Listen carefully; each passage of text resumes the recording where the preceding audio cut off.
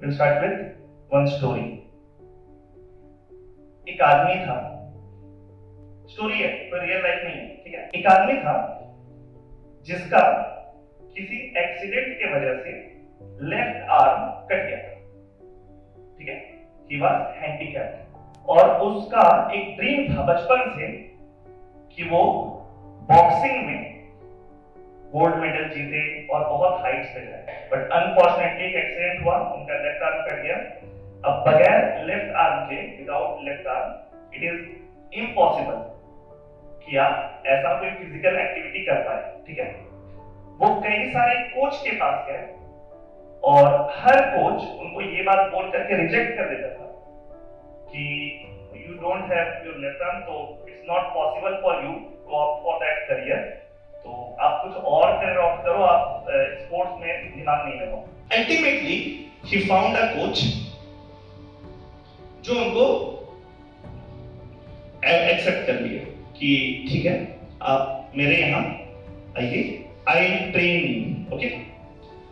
For the next 1 year वो coach उनको training दे रहे थे। और बॉक्सिंग में as such there are many moves, you know moves, अलग अलग मूव्स होता है ना, हिंदी में उसको बोलते हैं पैतरा।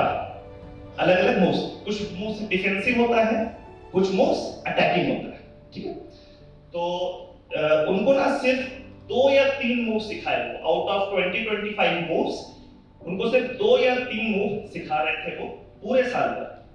बाकी स्टूडेंट्स को वो एथलीट देख रहा था कि इनको कई सारे अलग अलग मूव सिखाए जा रहे हैं, मेरे को 2 ही 3 तो बहुत फ्रस्ट्रेटेड भी था, but still because he was coach तो उनको करना था जो वो बोल रहे थे। तो 2 ही 3 मूव उनको साल भर तक सिखाया गया। अल्टीमेटली चैंपियनशिप शुरू हुआ और जैसे कि किसी भी मोरल साइंस वाले स्टोरी में होता है, वो जीत गए। He was very surprised. वो जाके अपने कोच से पूछे कि सर आप हमको ऐसा क्या सिखा दिए कि बगैर लेफ्ट आर्म के भी हम ये चैंपियनशिप जीत गए, हम ये कंपटीशन जीत गए। तो उनके कोच उनको बोले कि पूरे बॉक्सिंग में 3 ऐसा मूव्स होता है जो तीनों अटैकिंग मूव्स होता है, और उसका जो डिफेंस होता है, जो ऑपोजिशन वाला प्लेयर करेगा so as to defend that attacking move, उसका डिफेंसिव मूव के लिए उनको तुम्हारा लेफ्ट आर्म पकड़ने का जरूरत होता है, जो कि तुम्हारे पास है। So basically, whenever you were trying those moves, the player against you was trying to defend that move by grabbing your left arm, जो आपके पास है ही नहीं। तो आपका सारा मूव हिट, उनका सारा मूव मिस। इसका मोरल है क्या? That if you realize or if someone makes you realize that your biggest weakness is your biggest strength, then you can do the impossible, then you can do miracles. जिस दिन आप ये realise कर जाओगे ना ये आपका स्ट्रेंथ है, उसके बाद फिर आप उसको ट्रीट भी वैसे ही करोगे और ultimately you will do what seems impossible. तो स्टूडेंट क्लास 10th पास किया, क्लास 11th में गया। Both of them started preparing for JEE.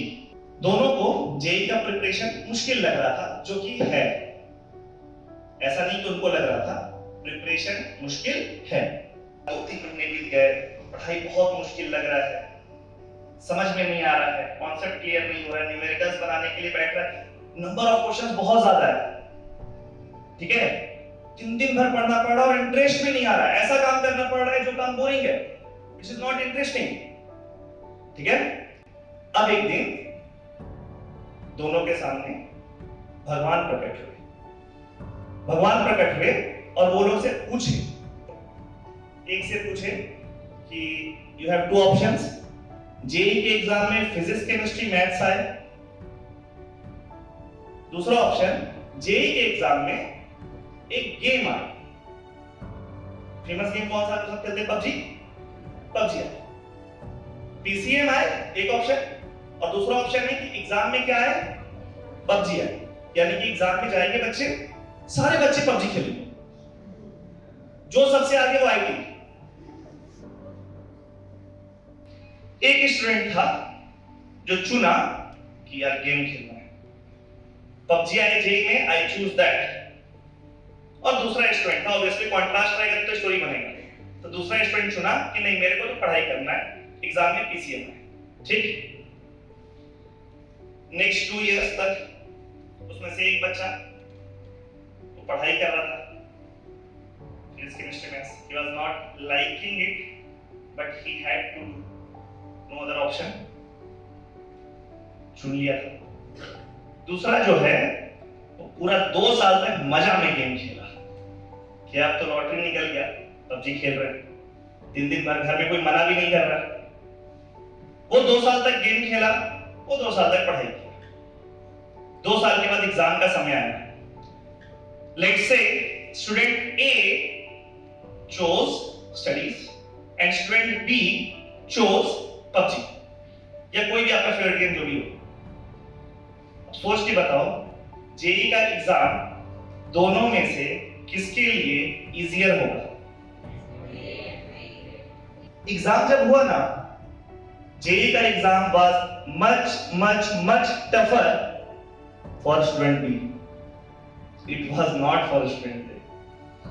And the reason is we are in a world which is full of competition. The world is very competitive. इसमें सिर्फ आपको किसी चीज को करने में मजा आ रहा है तो आप आगे नहीं बढ़ जाओगे, आपको बाकियों से बेहतर भी होना पड़ेगा। Student B enjoyed his 2 years playing PUBG. But बाकी सारे बच्चों के लिए भी तो सब्जेक्ट सेम ही होगा ना।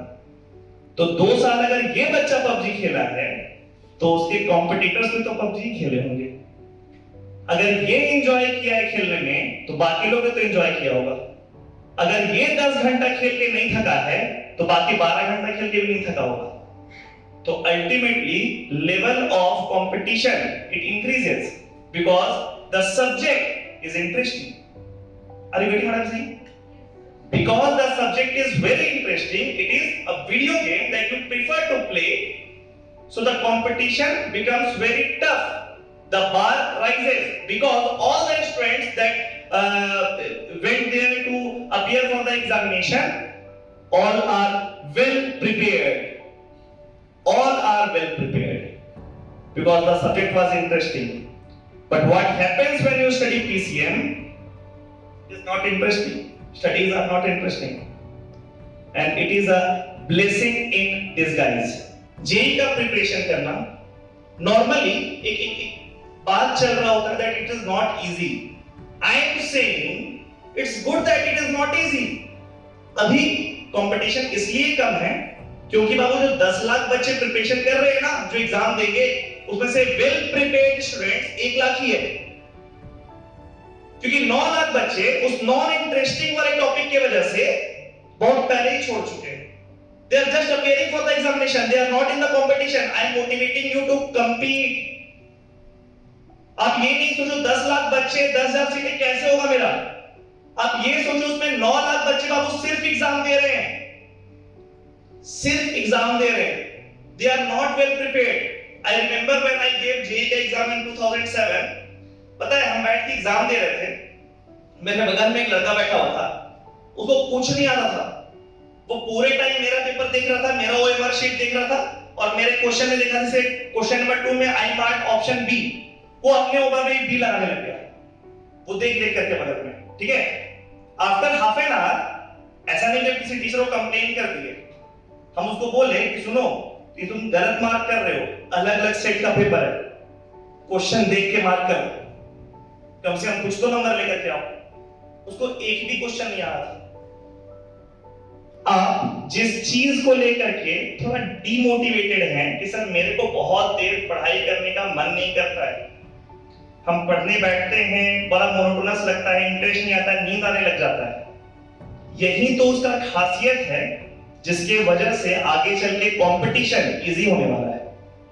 बिकॉज ये नेचर सिर्फ आप नहीं फेस कर रहे हो, ये हर एक बच्चा पूरे देश में फेस कर रहा है। इसमें सिर्फ ये बच्चा, अगर कोई बच्चा ये बात रियलाइज कर ले कि हाँ सच बात है, ठीक बात है, सब लोग ये चीज फेस कर रहा है, इसमें मेरे को थोड़ा सा ज्यादा फोकस रखना है। यानी कि जिस समय आपको ऐसा लगे that you are not getting grip of that topic, आपको इंटरेस्ट क्रिएट नहीं हो रहा है, वो समय है जब आपको वापस बैठकर बिना इंटरेस्ट के भी उसको समझने का कोशिश करना। Muhammad Ali was very well known boxer, है ना। मोहम्मद अली का एक स्टेटमेंट है, उनसे पूछा गया कि ट्रेनिंग के दौरान how many pushups, how many sit-ups, how many pullups, कितना आप करते थे during your training. You know what he said? He said, I didn't start counting till it started to pain. When you are doing push-ups, there is a point. You know what is push-ups? Yes. There is a point when your hands, your arms start paining. और उसी समय almost सभी लोग छोड़ देते हैं। हो गया। आपको पता है, जिस समय पेन करना शुरू होता है ना, उसके बाद का हर एक pushup is equivalent to 10 pushups. जिस समय 99% लोग गिव अप कर देता है, उसके बाद एक्चुअल काउंटिंग सक्सेसफुल लोगों का शुरू होता है। This was the statement that Muhammad Ali give, कि जिस पॉइंट पे मेरे को दर्द देना शुरू करता था, I started counting at that point, क्योंकि उसके बाद का हर एक रिपीटेशन मैटर करता था।